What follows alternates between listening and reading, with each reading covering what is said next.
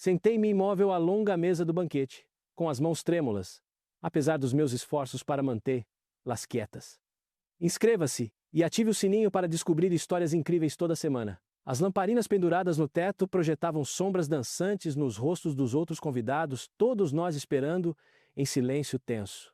O suor escorria pela minha testa, e eu podia ver a mesma umidade brilhante nas sobrancelhas das pessoas ao meu redor. Todos pensávamos a mesma coisa, embora ninguém ousasse dizer em voz alta onde estava Sula. A sala em si era magnífica, como convinha à residência do ditador de Roma. As paredes eram adornadas com afrescos retratando suas vitórias militares, os pisos cobertos por mosaicos intricados que devem ter custado uma fortuna. Mas nenhum de nós se importava com a opulência que nos cercava. Estávamos ali por um único motivo: receber nossas recompensas dos espólios dos proscritos. Era isso que nós, romanos, com nosso humor negro, mesmo diante da catástrofe, chamávamos de Festa dos Corvos. Era um nome apropriado. Como aves carniceiras descendo sobre um campo de batalha, nos reunimos para vasculhar os restos mortais daqueles que haviam sido declarados inimigos do Estado. Suas propriedades, suas riquezas, suas próprias vidas haviam sido confiscadas, e agora nós, os leais apoiadores de Sula, dividiríamos os espólios entre nós. Eu havia passado por muitas batalhas na vida, enfrentado espadas e escudos inimigos sem vacilar. Mas sentar-me ali naquele salão de jantar me enchia de um medo diferente. Não era o medo da morte física, embora isso fosse sempre possível em tempos incertos. Não, o que aterrorizava a todos nós era a possibilidade de Sula não aparecer. Minha mente corria com as possibilidades. E se seu liberto Crisógono saísse daquelas portas com cortinas para anunciar que o ditador estava muito doente para se juntar a nós? Ou pior, se Sula tivesse morrido? As proscrições estavam em andamento desde 82 AC, e agora estavam chegando ao fim. Roma estava inundada de sangue há meses. As ruas às vezes literalmente vermelhas com o sangue daqueles cujos nomes apareciam nas listas. Olhei ao redor da mesa para os outros convidados. Lá estava Fufídios, magro como um junco, com a maçã de Adão balançando nervosamente enquanto engolia. Ao lado dele estava Murena, que havia engordado bastante com sua recente sorte. Catirina também estava lá recostado na cadeira com uma casualidade estudada, embora eu pudesse ver a tensão em sua mandíbula. Todos nós sabíamos as regras das proscrições de cor. Elas haviam sido gravadas em nossa consciência através da repetição e do terror. Qualquer pessoa cujo nome aparecesse nas listas poderia ser morta por qualquer um com total imunidade. Na verdade, matar uma pessoa proscrita rendia uma recompensa 12.000 denários, uma fortuna para a maioria dos romanos. Até mesmo escravos podiam ganhar sua liberdade denunciando ou matando seus senhores proscritos. As listas apareceram pela primeira vez em 3 de novembro, 2 anos atrás. Eu me lembrava bem daquele dia.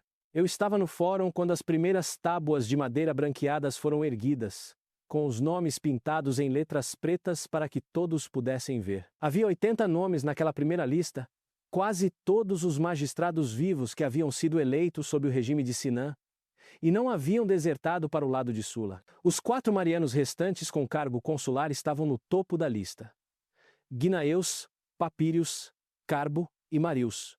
O jovem que haviam sido cônsules naquele mesmo ano, juntamente com Gaius Norbanus e Lúcio Cornélio Scipio Asiágenos, do ano anterior. 2 dias depois, mais listas apareceram. Mais 440 nomes. Senadores, equestres, cidadãos proeminentes, todos condenados à morte sem julgamento. Suas propriedades foram confiscadas pelo Estado, e seus filhos foram proibidos de exercer cargos públicos por 2 gerações. Foi uma purga sistemática de todos que Sula considerava inimigos ou ameaças. Mas o que era realmente assustador, o que mantinha os romanos decentes acordados à noite, era que muitos dos nomes nessas listas não estavam lá por motivos políticos. Eles estavam lá porque alguém cobiçava suas propriedades. Alguém queria suas vilas, seus escravos, suas minas de prata. Bastava um sussurro no ouvido de Sula, e um nome era adicionado às tábuas no fórum. Eu mesmo lucrei com as proscrições, não vou fingir o contrário. Quando você vive em Roma em tempos como aqueles, ou aproveita as oportunidades que se apresentam, ou corre o risco de se tornar uma vítima, eu havia comprado várias propriedades nos leilões do Estado realizados para alienar os bens dos proscritos. Os preços eram ridiculamente baixos, às vezes uma fração do seu valor real. Os favoritos de Sula conseguiam os melhores negócios, é claro, mas havia o suficiente para todos aqueles que o apoiaram na guerra civil. O som de passos me fez pular. Todos nos viramos para a porta, com cortinas no fundo do salão de jantar. Meu coração batia forte no peito. Era isso ou o próprio Sula iria aparecer, ou receberíamos notícias de algum desastre? A cortina se abriu lentamente, quase teatralmente. E lá estava ele, Lúcio Cornélio Sula, ditador de Roma acompanhado por seu liberto Crisógono. A visão de Sula sempre me chocava, não importava quantas vezes eu o visse. A doença que o afligia havia transformado sua aparência em algo quase monstruoso. Seu rosto estava coberto de pústulas vermelhas que deixavam pouco espaço para manchas de pele anormalmente pálida. Seu cabelo claro, que ele usava penteado para a frente sobre a testa em cachos soltos, estava ligeiramente úmido. Ele tinha acabado de sair do banho, percebi. Os banhos lhe proporcionavam algum alívio da terrível coceira causada pelas feridas que cobriam todo o seu corpo. De acordo com os rumores que circulavam por Roma, as feridas estavam infestadas de vermes que se alimentavam do pus. A ideia me deu náuseas, mas mantive meu rosto composto em uma expressão de lealdade e simpatia, assim como todos os outros convidados. Nós nos levantamos como um só, virando-nos para encarar o ditador. Os olhos de Sula nos examinaram. Aqueles olhos penetrantes que pareciam ver diretamente através da alma de um homem. Ele tinha o olhar mais penetrante que eu já havia encontrado.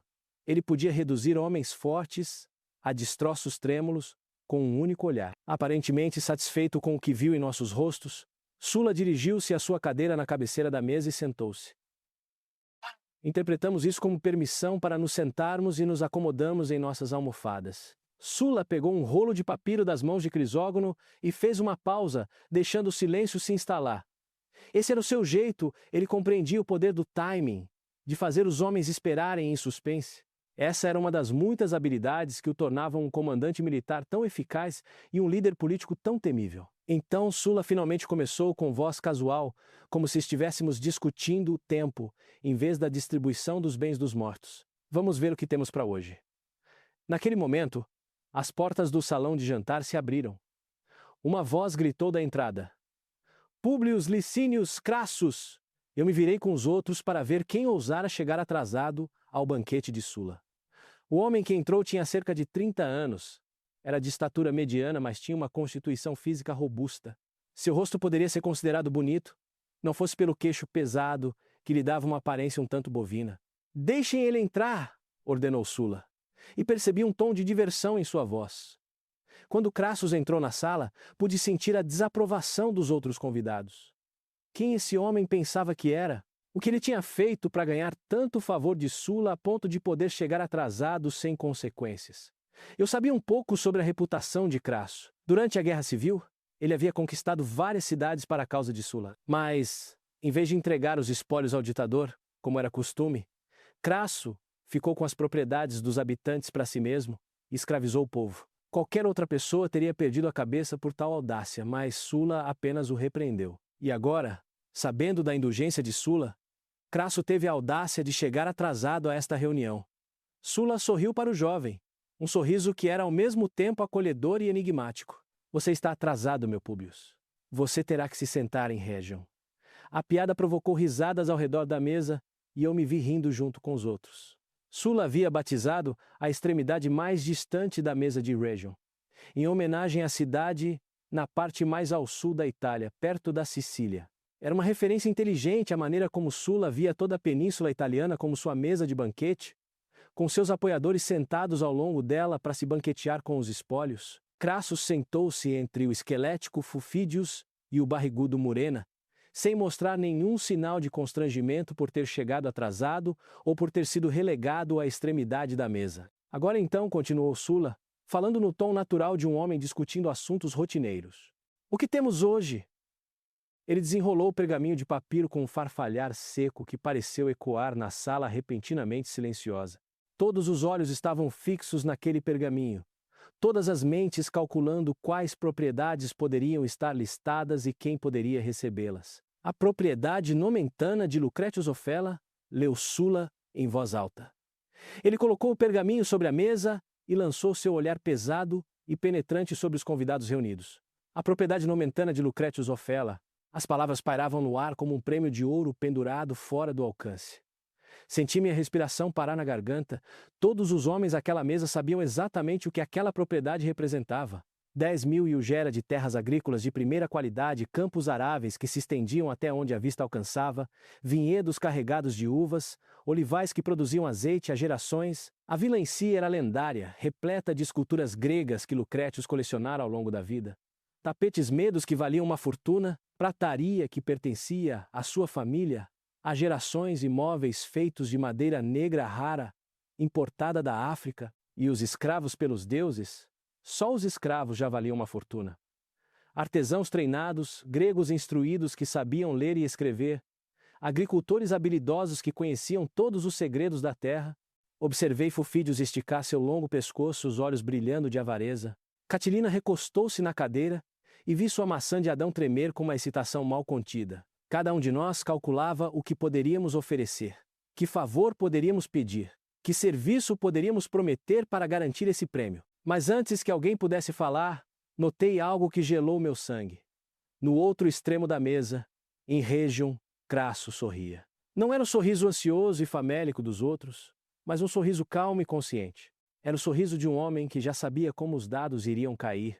Sulla colocou o pergaminho sobre a mesa e fixou seu olhar penetrante em nós. Eu quase podia sentir o peso de seu olhar, como uma pressão física sobre meu peito. Ele estava prolongando o momento, saboreando nossa expectativa e ansiedade. Era o poder em sua forma mais pura, a capacidade de conceder ou negar fortuna com uma única palavra. Acho, disse Sulla, alongando as palavras como um arqueiro puxando a corda do arco, que darei a terra e a casa a Marcus Tullius Decula, que atualmente está realizando uma tarefa para mim em Etrúria. Um suspiro coletivo escapou de todos ao redor da mesa, e percebi que estava prendendo a respiração junto com todos os outros. O som que encheu a sala era uma mistura de dor e decepção. O prêmio havia escapado como água por entre nossos dedos. Decula receberia a propriedade um homem que nem estava presente para recebê-la. Era a maneira de Sulla nos lembrar que sua benevolência podia se estender além daquela sala, que não éramos os únicos a disputar sua generosidade. Quanto aos escravos de Lucrétios, continuou Sulla, parecendo se deleitar com nossa decepção, eu os libertarei. Eles se tornarão Cornélio. Essa declaração foi recebida com indiferença. Quem se importava se os escravos iriam para Decula ou se juntariam ao vasto exército de libertos que agora levavam o sobrenome da família de Sulla? O ditador havia libertado milhares e milhares de escravos durante as proscrições, criando uma enorme base de clientes de ex-escravos gratos que deviam tudo a ele. O belo Crisógonos, que estava ao lado de Sulla, era um deles, um liberto que agora exercia mais poder do que muitos senadores. Vi Crisógono se inclinar para sussurrar algo no ouvido de Sulla. O ditador acenou levemente com a cabeça, seu rosto doente e sem expressão. Que nova informação estava sendo compartilhada? Que propriedade seria mencionada a seguir? A casa de Ovínios, anunciou Sulla, consultando seu pergaminho mais uma vez. Sua voz assumiu um tom mais severo. Este canalha não atendeu às nossas expectativas. Quando soube que seu nome estava na lista, cortou as veias e ordenou que sua casa fosse incendiada. Um terreno baldio coberto de vigas carbonizadas e cinzas, isso é tudo o que resta de sua casa e de toda a sua riqueza. Quanto aos seus escravos. Espere! Uma voz cortou a sala. Senti um choque percorrer meu corpo como uma onda. Todos viramos a cabeça indignados e incrédulos. Crasso ousou interromper Sulla. O homem havia chegado atrasado e agora estava interrompendo o próprio ditador. Isso era loucura. Era suicídio.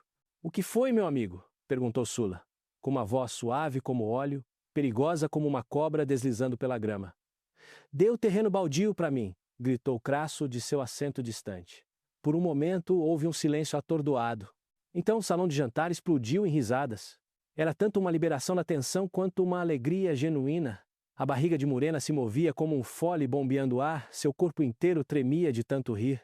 Catilina riu tanto que derrubou uma taça de vinho, espirrando seu conteúdo na toga branca como a neve de Caecilius Metelos, mas Metelos estava pulando em seu assento de tanto rir e nem percebeu a mancha se espalhando por sua roupa cara. Crassus queria o lote queimado? O espaço vazio coberto de escombros e cinzas? O homem havia perdido a cabeça? Nós nos reunimos para nos banquetear com os espólios dos proscritos, e Crassus estava pedindo restos, pior do que restos, terra arrasada. Sulla levantou a mão bruscamente, E as risadas cessaram tão repentinamente quanto haviam começado. Apenas Murena continuou a tremer silenciosamente, incapaz de controlar sua alegria. Os olhos do ditador estavam fixos em Crasso com uma expressão que eu não conseguia decifrar. Era diversão? Aprovação? Algo mais sombrio? Aceite, meu Públios, declarou Sula com uma súbita gargalhada. Crisogonos, anote isso, eu dou a Crasso todos os terrenos baldios que restaram das casas dos meus inimigos. E assim, a risada explodiu novamente, mas desta vez foi diferente.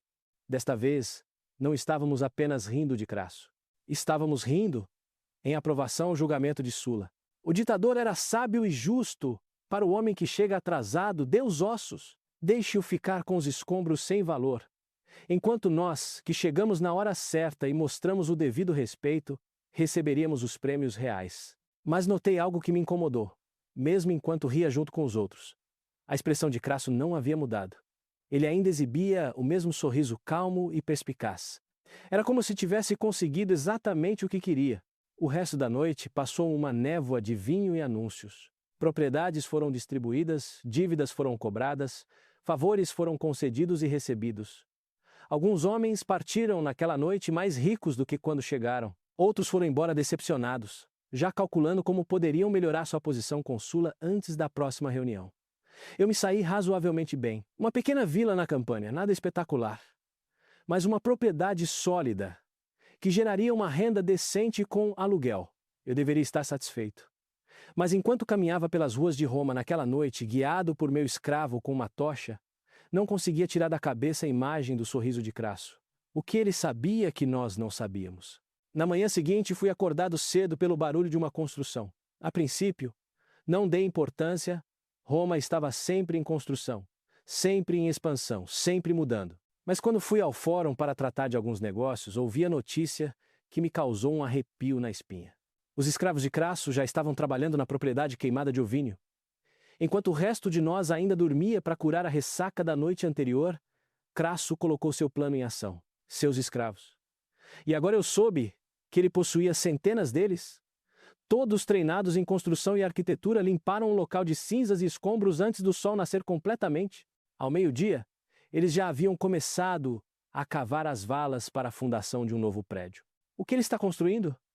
Perguntei a um dos curiosos que se reuniram para assistir. Uma insula, respondeu o homem, usando o termo comum para os prédios de apartamentos de vários andares que abrigavam a maior parte da população de Roma. 6 andares, dizem. Talvez mais. Fiz alguns cálculos rápidos na minha cabeça.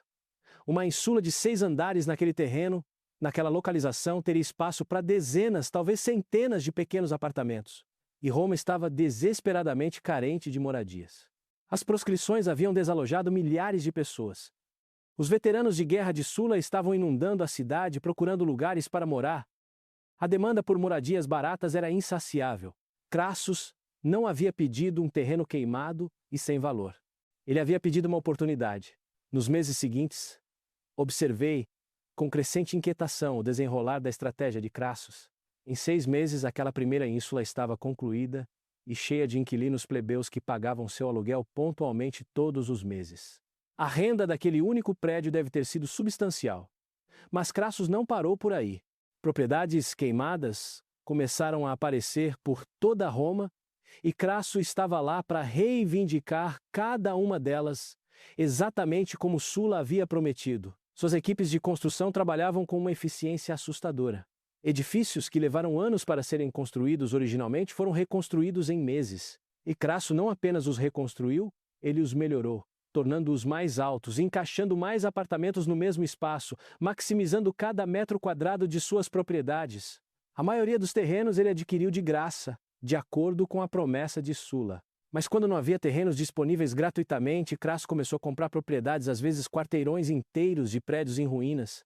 Ele os demoliria e construiria suas imponentes insulae no lugar. Em um ano, parecia que metade de Roma pertencia a Crasso. Um dia, encontrei Fufídios no fórum e ficamos juntos observando mais um projeto de construção de Crasso surgir do chão. Nós rimos dele, disse Fufídios com amargura. Todos nós rimos. É verdade, concordei.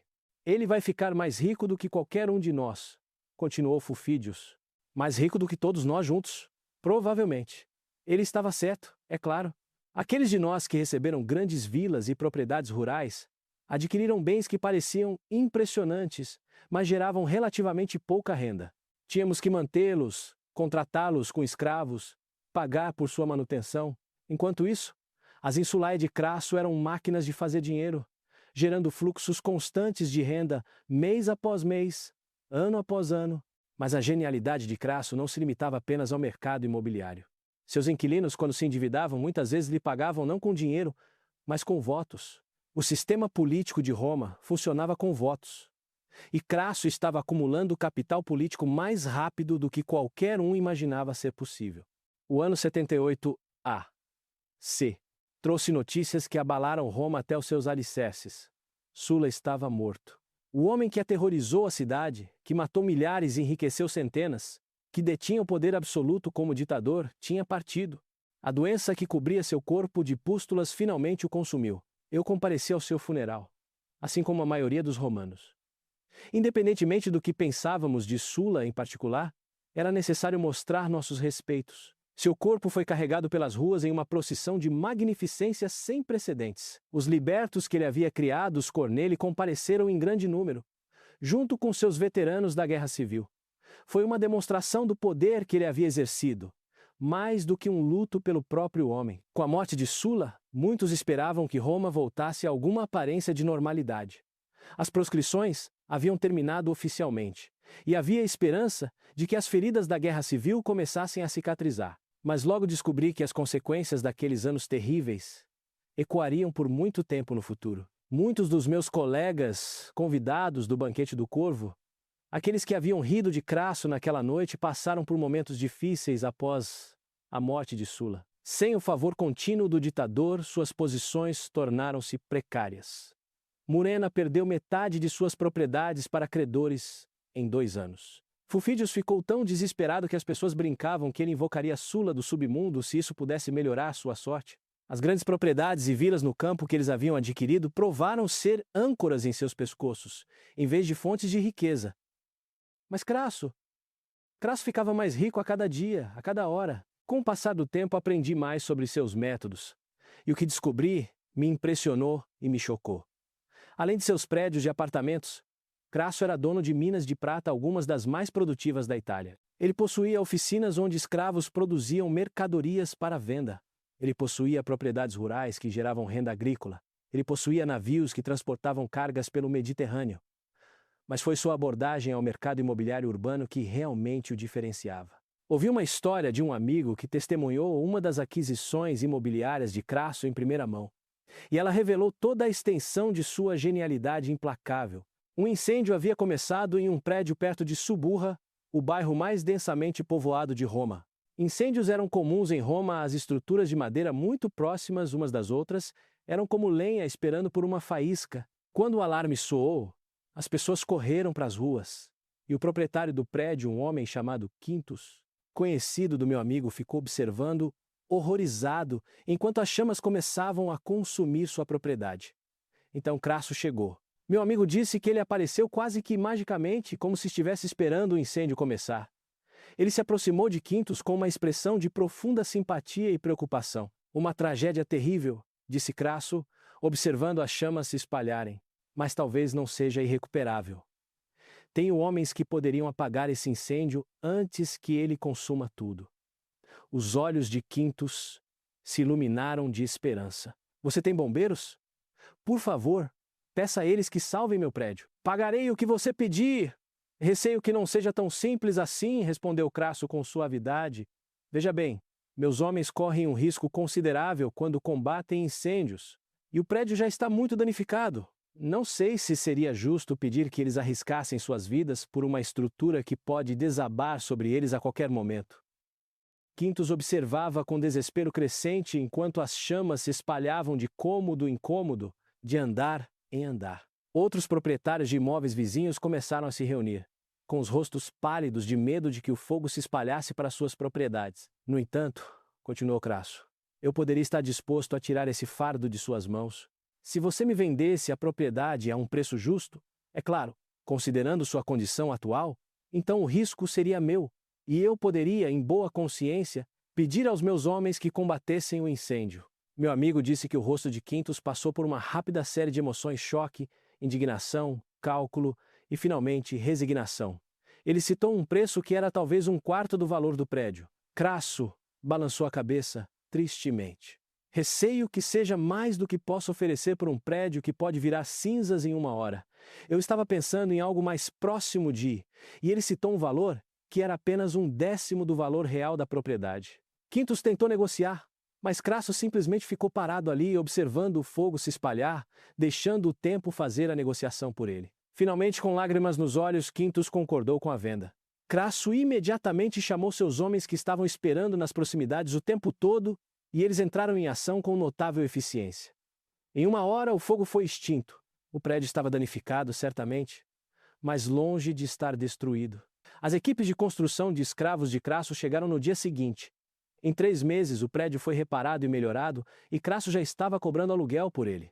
Além disso, ele também comprou os prédios vizinhos de seus proprietários, assustados, por preços igualmente baixos, alegando que estava fazendo um favor a eles ao assumir o risco de ficar ao lado de uma estrutura recentemente queimada.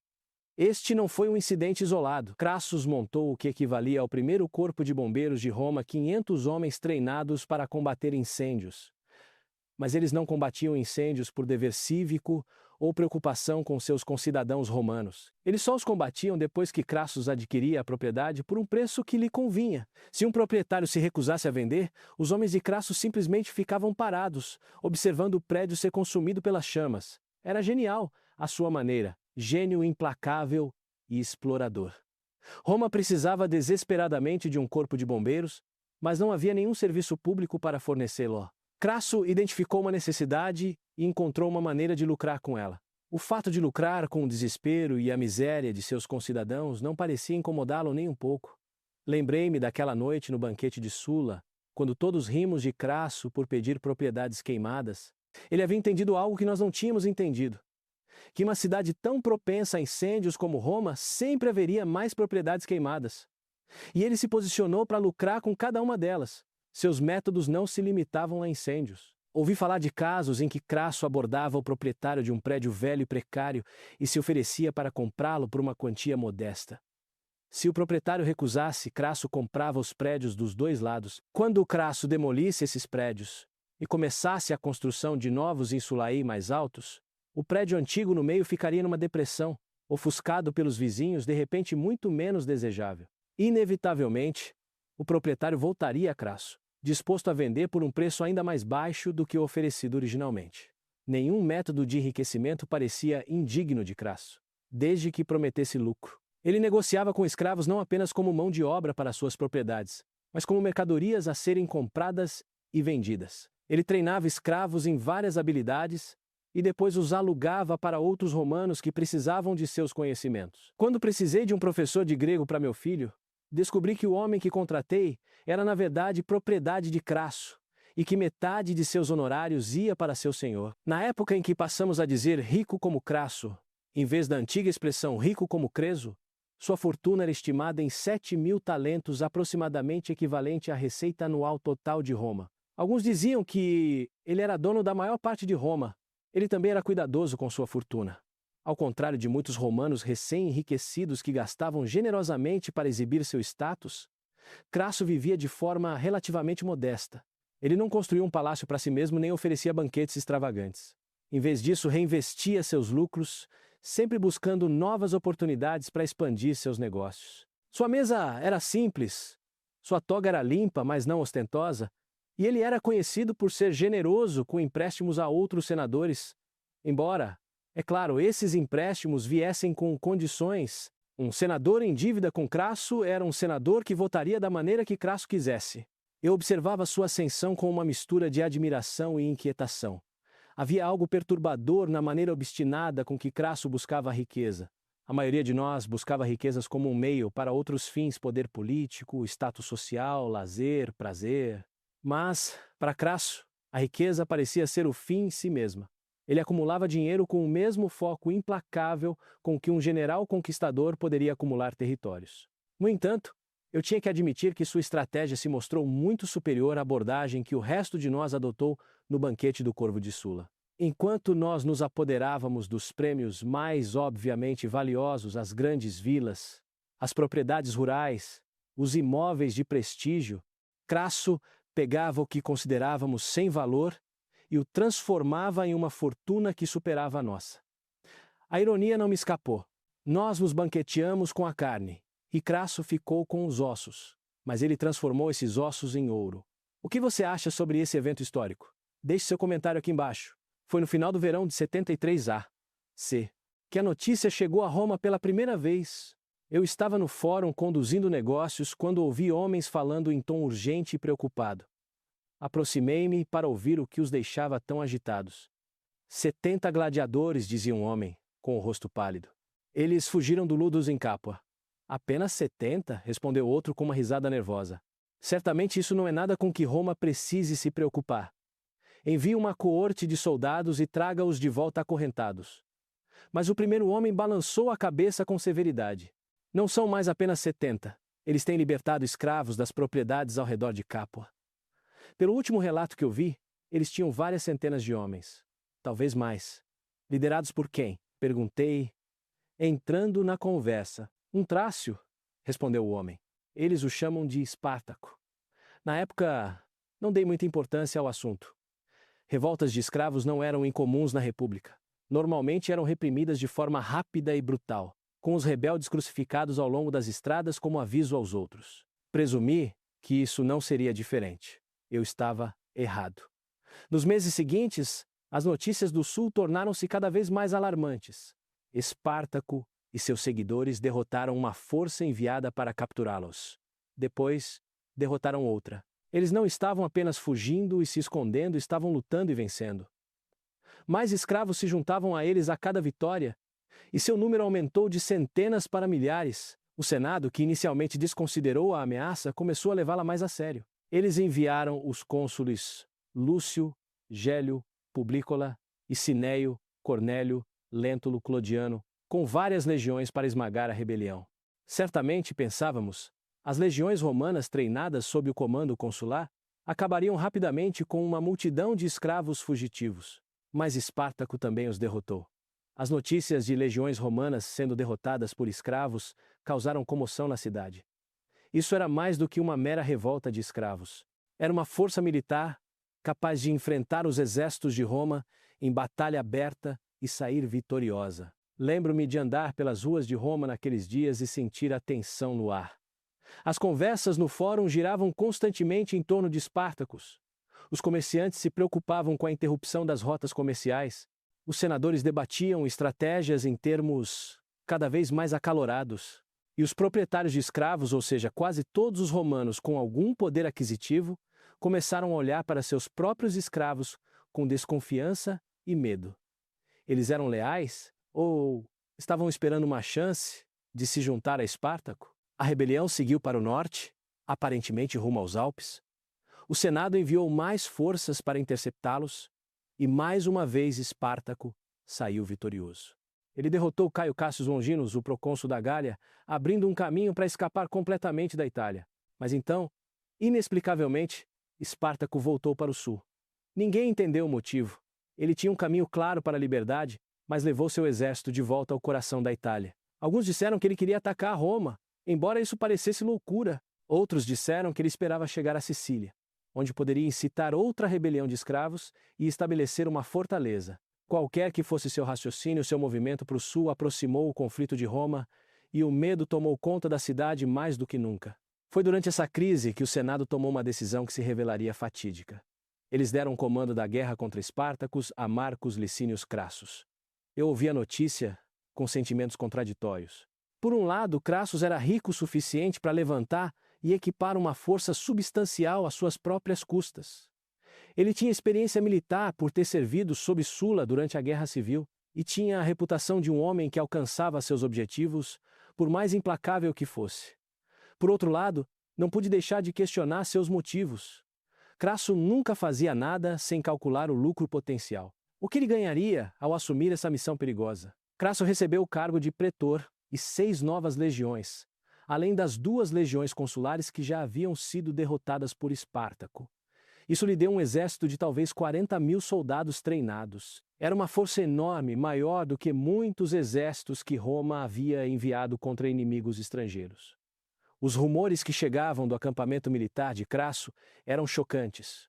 Ele havia revivido a antiga punição da dizimação, uma prática tão brutal que não era usada em Roma há gerações. Quando as unidades tinham um desempenho ruim ou demonstravam covardia, Crasso as dividia em grupos de 10 e fazia com que um homem de cada grupo fosse selecionado por sorteio para ser espancado até a morte por seus 9 companheiros. Era uma prática horrível, destinada a fazer com que os soldados temessem mais seu comandante do que o inimigo, e, aparentemente, funcionou. As legiões de Crasso começaram a lutar com coragem desesperada, sabendo que a derrota ou a covardia trariam uma punição pior do que a morte. Pensei no contraste entre o Crasso que eu tinha visto no banquete de Sula, calmo, calculista, quase sereno, e o comandante militar brutal que ordenava a dizimação de suas próprias tropas. Eles eram o mesmo homem, percebi. O mesmo cálculo frio, a mesma disposição de fazer o que fosse necessário para atingir seus objetivos. Ao adquirir propriedades, isso significava explorar vítimas desesperadas de incêndios. Ao comandar um exército, significava aterrorizar seus próprios soldados para obter obediência absoluta. A guerra entre Crasso e Espartaco consumiu grande parte de 72 A.C. e se estendeu até 71 A.C. Eu acompanhava os relatos ansiosamente, assim como toda Roma. Era como assistir a 2 mestres estrategistas travando um jogo mortal. Espartaco provou ser um comandante tático brilhante, encontrando repetidamente maneiras de superar as forças romanas. Mas Crasso era implacável, usando seu número superior e seus recursos para desgastar gradualmente o exército rebelde. O momento decisivo chegou quando Espartacus chegou ao extremo sul da Itália, perto da cidade de Rhegium, a mesma cidade que Sulla havia mencionado em tom de brincadeira, ao relegar Crasso ao extremo oposto de sua mesa de banquete. A ironia não passou despercebida por aqueles de nós que se lembravam daquela noite. Espartaco aparentemente havia feito um acordo com piratas da Cilícia para transportá-lo e alguns de seus homens para a Sicília. Mas os piratas o traíram, pegando seu dinheiro e partindo sem ele. Enquanto isso, Crasso construiu fortificações em todo o Istmo, prendendo Espartaco e seu exército. Os rebeldes foram sitiados, isolados de suprimentos. Tudo deveria ter terminado ali, mas Espartacus conseguiu romper as fortificações de Crasso em um ataque noturno desesperado, e a guerra se prolongou. No entanto, o ímpeto havia mudado. As legiões de Crasso começaram a vencer batalha após batalha, matando milhares de escravos rebeldes e forçando Espartacus a recuar. Então chegaram notícias que complicaram ainda mais as coisas. O Senado, aparentemente duvidando da capacidade de Crasso de concluir a tarefa, enviou reforços. Pompeu o Grande foi chamado de volta da Espanha, onde lutava contra o general rebelde Quinto Sertórios. Marcus Licinius Lucullus, recém-saído de vitórias contra o rei Mitrídates no Oriente, também foi convocado. Eu podia imaginar a reação de Crasso a essa notícia. Ele havia assumido a missão militar mais perigosa que qualquer general romano havia enfrentado em anos. Ele havia gasto seu próprio dinheiro para equipar e abastecer suas legiões. Ele havia brutalizado suas tropas para transformá-las em uma força de combate eficaz. Ele havia perseguido Espartaco por toda a Itália, e agora, justamente quando a vitória estava à vista, o Senado estava enviando Pompeu e Lúculo para compartilhar ou roubar a glória. Crassus deve ter ficado furioso, mas, mais do que isso, ele deve ter ficado apavorado com a possibilidade de Pompeu chegar e reivindicar o crédito pela vitória final. Pompeu já era celebrado como um dos maiores generais de Roma, apesar de sua pouca idade. Se ele chegasse a tempo de dar o golpe final em Espartacus, a glória seria sua. E Crasso seria lembrado como o general que não conseguiu terminar o trabalho. Então, Crasso pressionou seu ataque com renovada urgência. Suas legiões alcançaram partes do exército de Espartacus e os envolveram em uma série de batalhas sangrentas.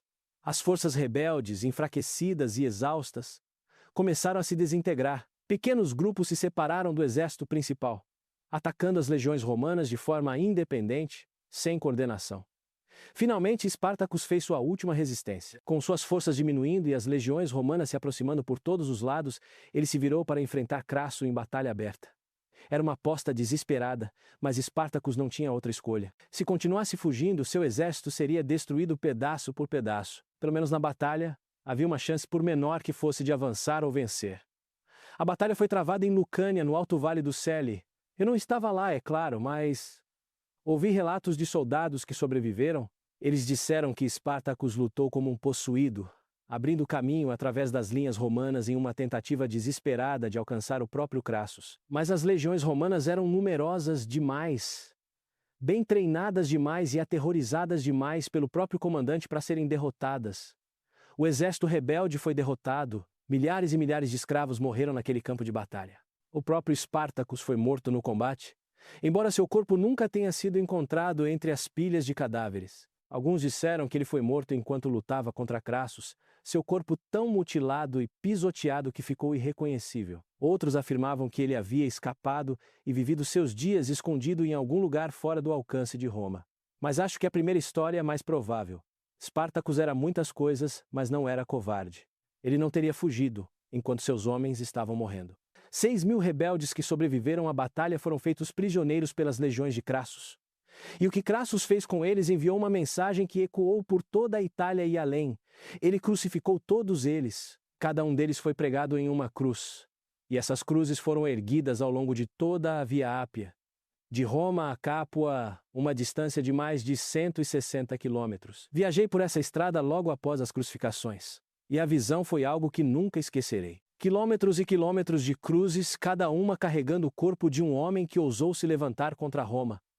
Alguns ainda estavam vivos quando passei por lá, embora por pouco gemendo em agonia, outros já estavam mortos, seus corpos sendo dilacerados por corvos e abutres. O cheiro era insuportável, o fedor da morte e da decomposição pairava sobre a estrada como uma névoa.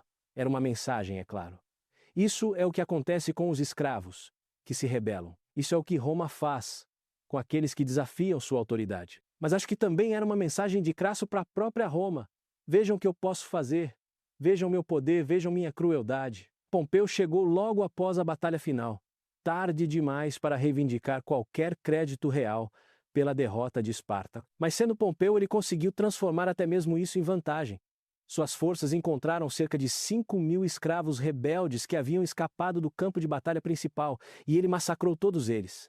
Em seguida escreveu ao Senado alegando que, embora Crasso tivesse derrotado o exército de Espartaco na batalha, foi Pompeu quem pôs fim à guerra ao eliminar os últimos rebeldes. Eu podia imaginar Crasso lendo aquele despacho, com a mandíbula apertada em uma raiva mal controlada. Ele havia gasto sua própria fortuna, comandado um exército enorme, perseguido os rebeldes por toda a Itália, revivido a prática brutal da dizimação e travado a batalha mais sangrenta contra escravos da história romana. E Pompeu estava reivindicando crédito por ter acabado com a guerra ao eliminar os sobreviventes. A rivalidade entre Crasso e Pompeu moldaria a política romana nos anos seguintes. Mas isso é assunto para outra hora. O que quero contar agora é o que a guerra contra Espartaco revelou sobre o caráter de Crasso e como isso se relacionava com aquela noite no banquete do Corvo de Sula. Veja, a maioria de nós, naquele banquete, via as proscrições como uma oportunidade única. Aproveitamos o que pudemos durante aquele breve período em que Sula estava distribuindo as propriedades de seus inimigos. Saímos com nossos prêmios e nos consideramos afortunados. Mas Crasso compreendeu algo mais profundo. Ele compreendeu que Roma estava entrando em uma era em que riqueza e poder militar estavam se tornando inseparáveis.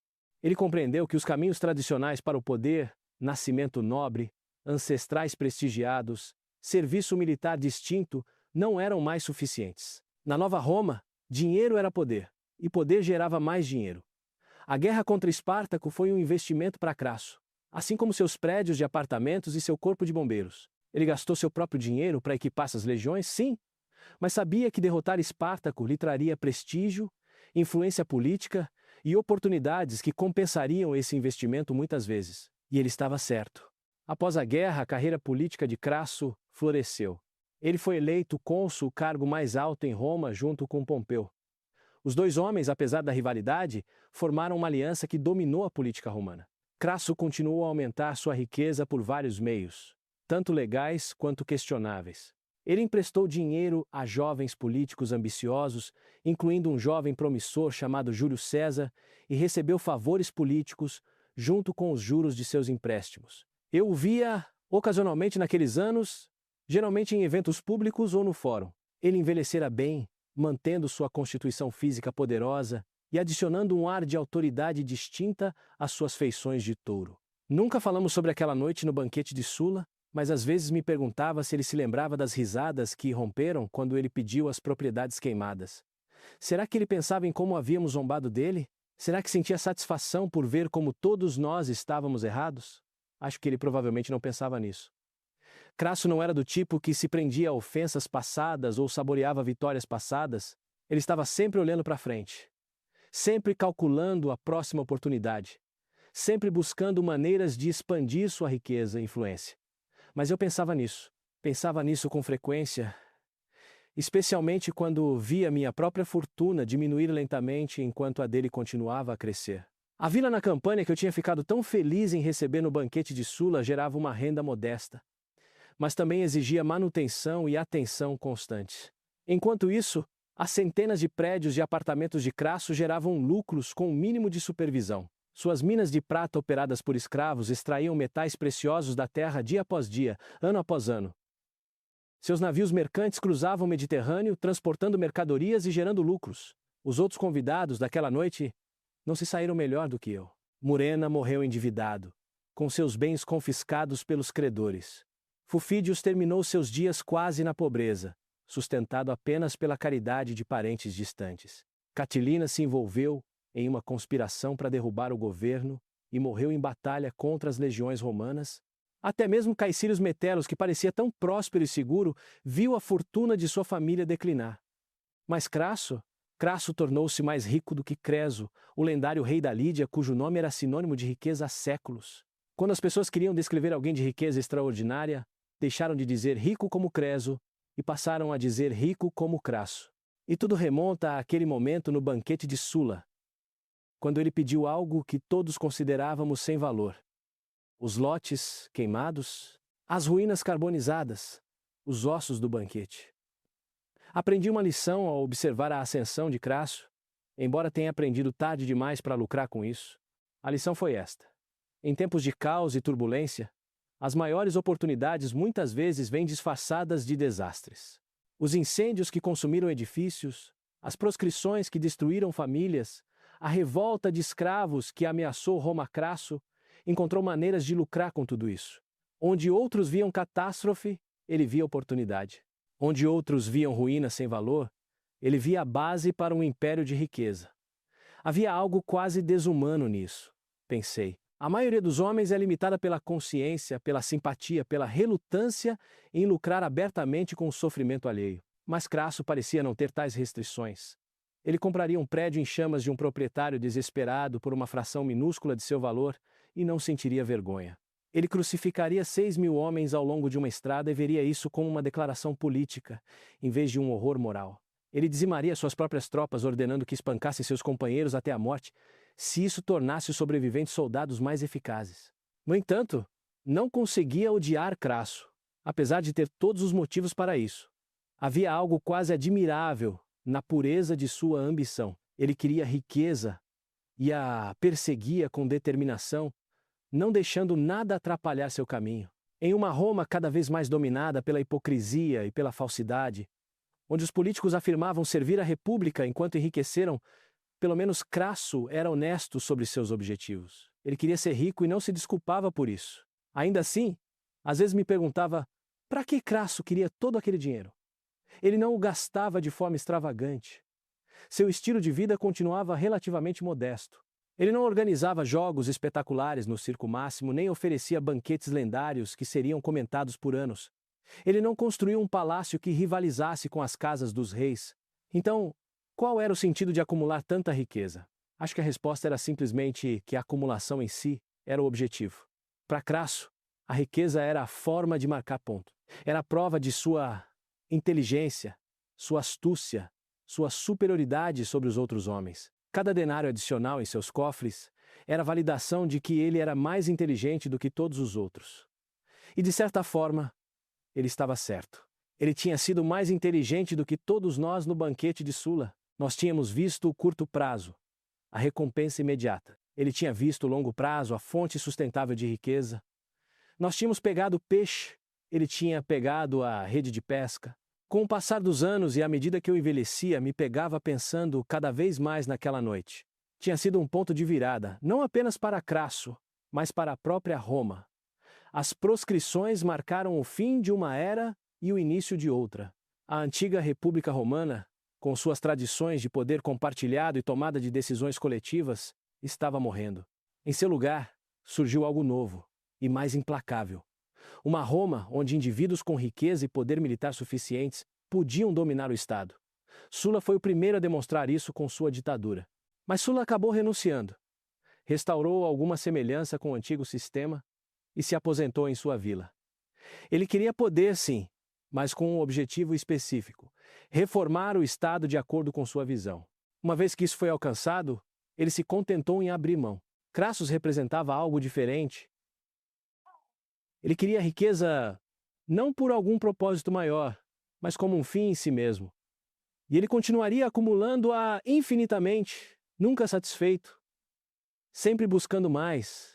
Não havia um ponto em que ele diria: chega, agora tenho riqueza suficiente. Porque para Crassus, nunca era o suficiente. Ouvi histórias sobre seus últimos anos que ilustram isso perfeitamente. Apesar de ser um dos homens mais ricos do mundo, ele ainda inspecionava pessoalmente suas propriedades, verificando se seus escravos estavam trabalhando com eficiência e se seus gerentes não estavam roubando dele. Ele barganhava preços de maneiras que pareciam indignas de um homem de seu status. Ele controlava cada denário que entrava e saía, mantendo contas detalhadas que revisava regularmente. Sua relação com Júlio César tornou-se particularmente importante em seus últimos anos. César era um jovem de nascimento nobre e enorme ambição, mas tinha um problema crítico. Estava profundamente endividado.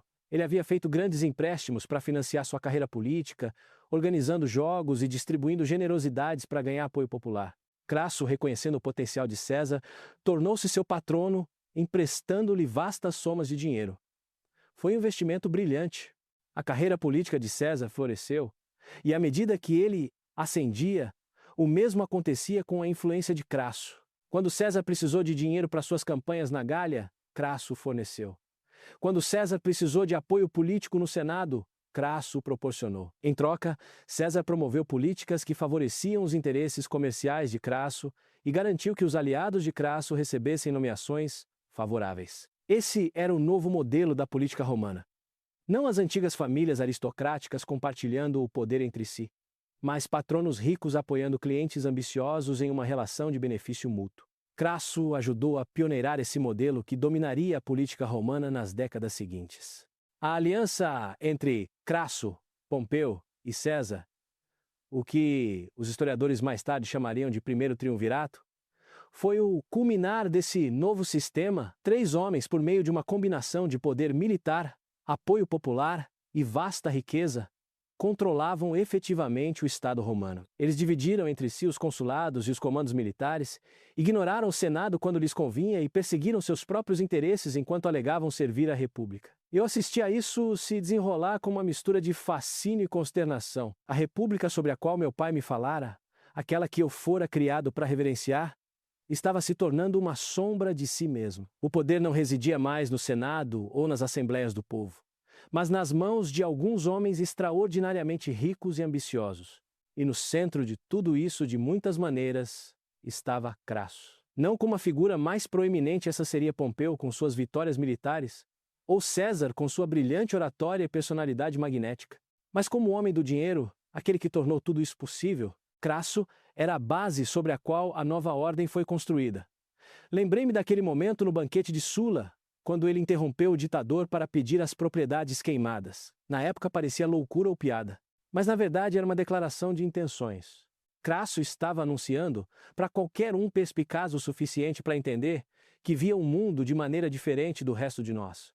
Enquanto estávamos focados no que já era valioso, ele estava focado no que poderia se tornar valioso.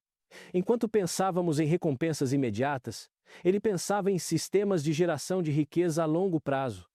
As propriedades queimadas foram apenas o começo. O corpo de bombeiros foi o próximo passo. Os prédios de apartamentos foram a base. As minas de prata, as oficinas, os navios, os escravos, tudo isso fazia parte de uma estratégia abrangente para transformar todas as fontes de renda possíveis em um fluxo que alimentasse os cofres de Crasso. E tinha funcionado. Pelos deuses, tinha funcionado além de qualquer coisa que alguém pudesse imaginar naquela noite no banquete de Sulla. Eu estava velho agora. vivendo da renda de propriedades que pareciam insignificantes em comparação com as vastas posses de Crasso. Meu filho herdaria o que eu tinha, e seria o suficiente para mantê-lo em um conforto modesto, mas ele nunca seria rico, não verdadeiramente rico. Não tão rico quanto Crasso. Às vezes me perguntava o que teria acontecido se eu tivesse visto o que Crasso viu naquela noite. E se eu tivesse pedido as propriedades queimadas também? E se eu tivesse pensado em criar um corpo de bombeiros, ou construir prédios de apartamentos, ou investir em indústrias operadas por escravos? Eu poderia ter construído uma fração do que Crasso construiu? Provavelmente não, se for honesto comigo mesmo. Porque não se tratava apenas de ver a oportunidade. Tratava-se de ter a crueldade necessária para explorar lá. Quando o prédio de um homem estava pegando fogo e ele estava desesperado para salvá-lo, eu teria conseguido ficar parado ali calmamente negociando para comprá-lo por uma fração do seu valor. Quando minhas próprias tropas demonstraram covardia em batalha, eu teria conseguido ordenar que cada 10º homem fosse espancado até a morte por seus companheiros. Quando vi 6.000 rebeldes derrotados, eu teria sido capaz de mandar crucificar todos eles ao longo de 160 quilômetros de estrada? Não. Eu não teria sido capaz de fazer essas coisas. Eu tinha muita consciência, muita compaixão, muito do que meu pai me ensinou sobre honra e dignidade. Essas qualidades fizeram de mim um homem decente, mas também garantiram que eu nunca fosse tão rico quanto Crasso.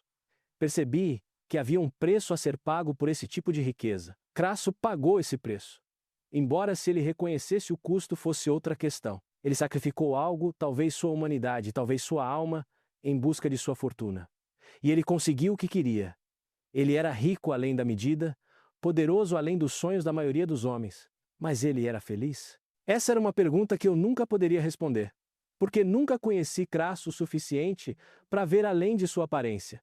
Ele sempre usava a mesma máscara de cálculo e controle. Nunca o vi rir livremente, nunca o vi chorar, nunca o vi demonstrar qualquer emoção que não fosse cuidadosamente medida e empregada para causar efeito.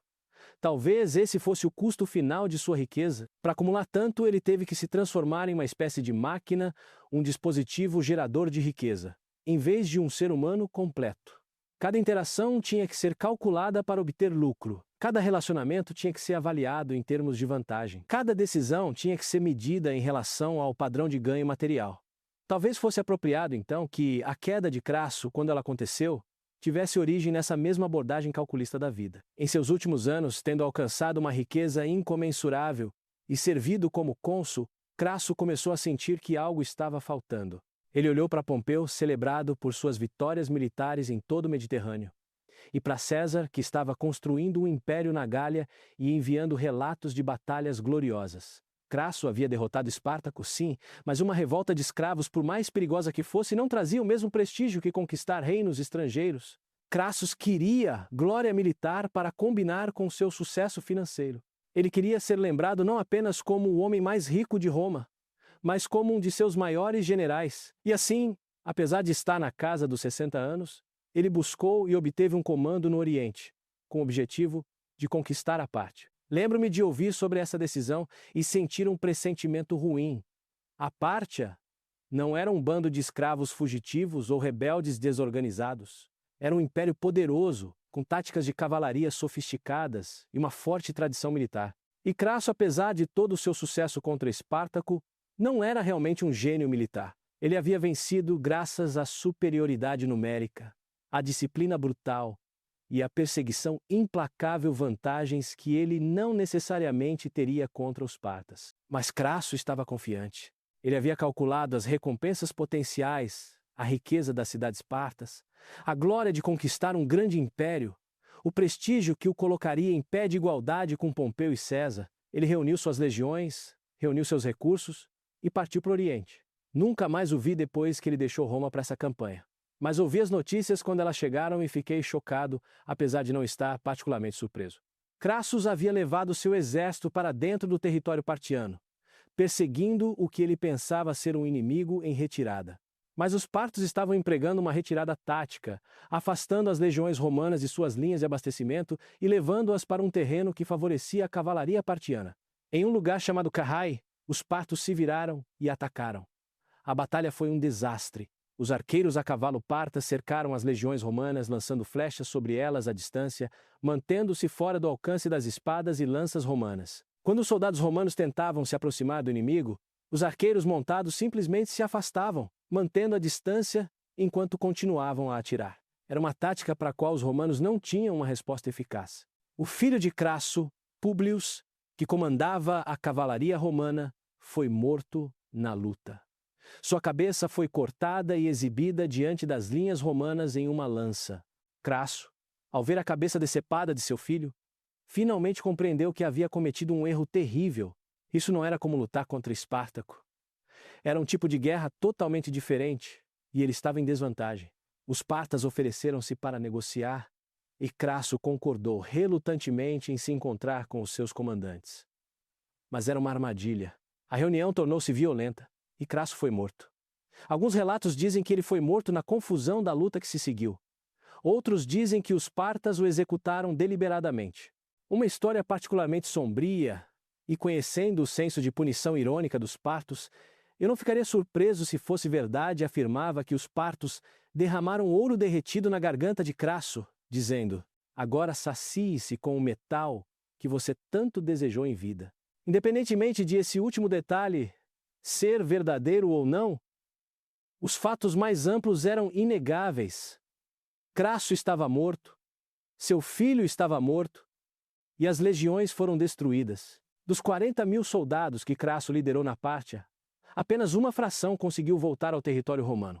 Foi um dos piores desastres militares da história romana, e poderia ter sido totalmente evitado. Quando ouvi a notícia, senti uma estranha mistura de emoções. Havia tristeza. Certamente Crasso era um compatriota romano, e qualquer morte romana nas mãos de estrangeiros era motivo de luto. Havia também uma satisfação sombria de que talvez os deuses mantivessem algum tipo de justiça, afinal. Crasso lucrou com a morte e o sofrimento ao longo de sua carreira. Talvez fosse apropriado que ele encontrasse seu próprio fim em batalha, sua ganância o levando a se exceder. Mas, mais do que tudo, senti uma sensação de reconhecimento. A morte de Crasso era a conclusão lógica da maneira como ele havia vivido. Ele tratava a guerra como apenas mais um investimento, calculando os retornos potenciais, sem avaliar plenamente os riscos. Ele subestimou seu inimigo porque estava acostumado a ser o homem mais inteligente da sala, aquele que via oportunidades que os outros não viam. Mas os partas foram mais espertos, e Crasso pagou o preço máximo por seu erro de cálculo. Lembrei-me daquela noite no banquete de Sula, mais de 3 décadas antes. Ainda conseguia ver Crasso entrando no salão de jantar, atrasado, mas sem se intimidar. Ainda conseguia ouvir as risadas que irromperam quando ele pediu as propriedades queimadas. Ainda me lembrava de como todos nós nos sentimos presunçosos, de como estávamos certos de que tínhamos recebido os melhores prêmios, enquanto Crasso recebeu restos sem valor. Como estávamos errados, Crasso transformou esses restos em um império de riqueza. Ele se tornou o homem mais rico não apenas de Roma, mas possivelmente do mundo. Ele alcançou tudo o que se propôs a alcançar na frente financeira. Mas no final, não foi o suficiente. Ele queria mais especificamente a glória militar que o colocaria no mesmo nível de Pompeu e César. E esse desejo, essa recusa em se satisfazer mesmo com uma riqueza sem precedentes, o destruiu. Havia uma lição nisso, pensei. Talvez o maior risco da riqueza não seja a pobreza, mas a incapacidade de reconhecer quando se tem o suficiente. Crasso era brilhante em ver oportunidades e explorá-las, mas ele nunca aprendeu a reconhecer limites, a admitir que algumas coisas não podiam ser adquiridas por meio de cálculos e crueldade. Nos dias após a notícia da morte de Crasso chegar a Roma, eu me vi passando por algumas de suas propriedades. Os prédios de apartamentos ainda estavam de pé, ainda abrigavam seus inquilinos, ainda geravam renda para quem os herdasse, as oficinas ainda funcionavam, as minas de prata ainda produziam, os navios ainda navegavam. Crasso havia construído algo que duraria mais do que ele. Uma máquina geradora de riqueza que continuaria operando mesmo com a morte de seu criador. Mas para que serviu tudo isso? Crasso morreu em um campo de batalha longe de Roma, seu corpo mutilado por seus inimigos, suas ambições militares destruídas. Toda aquela riqueza, todos aqueles denários cuidadosamente acumulados, todas aquelas propriedades, minas e escravos de que adiantaram para ele no final, suponho que lhe tenham servido exatamente para o que ele desejava durante a maior parte de sua vida. Fizeram dele um homem rico. Fizeram dele um homem poderoso. Fizeram dele um homem importante. E, durante a maior parte de sua vida, isso foi suficiente. Foi apenas no final, quando olhou para Pompeu e César e sentiu que sua própria glória era insuficiente, que a riqueza deixou de satisfazer. Talvez a verdadeira lição fosse esta: se você vai dedicar sua vida à busca da riqueza, como Crasso fez, deve se contentar apenas com a riqueza. Quando você começa a desejar outras coisas, glória, honra, reconhecimento como um grande general, sua estratégia se torna confusa e você começa a cometer erros. O erro de Crasso foi esquecer o que o tornou bem-sucedido em primeiro lugar. Ele teve sucesso ao ver oportunidades que outros não viram, sendo paciente e sistemático, construindo sistemas sustentáveis de geração de riqueza. Mas a glória militar não podia ser alcançada por meio desses métodos. Ela exigia habilidades diferentes, um pensamento diferente. E, em vez de reconhecer suas limitações, Crasso presumiu que a mesma abordagem que o tornou rico o tornaria um grande general. Os partas lhe ensinaram o contrário, mas então já era tarde demais para aprender com a lição. Se você gostou de aprender sobre esse pedaço da história, deixe seu like no vídeo, se inscreva no canal para mais histórias fascinantes e me conte nos comentários qual período histórico você gostaria de explorar. Agora, ao aproximar-me do fim da minha vida, encontro-me a refletir mais do que nunca sobre aquela noite no banquete de Sula. Na minha memória, tornou-se uma espécie de símbolo de tudo o que aconteceu a Roma durante a minha vida. Nós nos reunimos naquela noite como aves carniceiras em torno dos espólios dos proscritos, dividindo os bens dos mortos e nos parabenizando pela nossa boa sorte. Pensávamos que éramos os vencedores, os sobreviventes, aqueles que haviam apostado no cavalo certo e agora colheriam os frutos. Mas a história tinha outras lições para nos ensinar. A maioria de nós que se sentou àquela mesa teve um fim trágico. Alguns morreram na pobreza, outros na desgraça, outros ainda em batalha contra a própria Roma. Mesmo aqueles que sobreviveram, como eu, nunca alcançaram a riqueza ou o poder com que fantasiávamos naquela noite. As grandes propriedades que recebemos revelaram-se tanto um fardo quanto uma bênção, exigindo atenção constante e gerando menos renda do que esperávamos. Apenas Crasso havia realmente vencido pelo menos por um tempo. Ele viu que nós não conseguimos ver, entendeu que nós não conseguimos entender e agiu com uma determinação e crueldade que nenhum de nós conseguiu igualar. Ele transformou propriedades queimadas e sem valor em uma fortuna. Transformou vítimas desesperadas do incêndio em centros de lucro. Transformou o caos e o sofrimento de Roma em oportunidades para gerar riqueza. E, no entanto, mesmo Crasso, apesar de todo o seu sucesso, acabou fracassando. Ele morreu longe de Roma, com o corpo mutilado, a reputação militar destruída e as ambições não realizadas. Toda aquela riqueza não conseguiu salvá-lo de sua própria ambição, não conseguiu protegê-lo das consequências de sua arrogância. Então, qual é o significado de tudo isso? Que lição devo tirar de uma vida inteira observando a ascensão e queda de Crasso?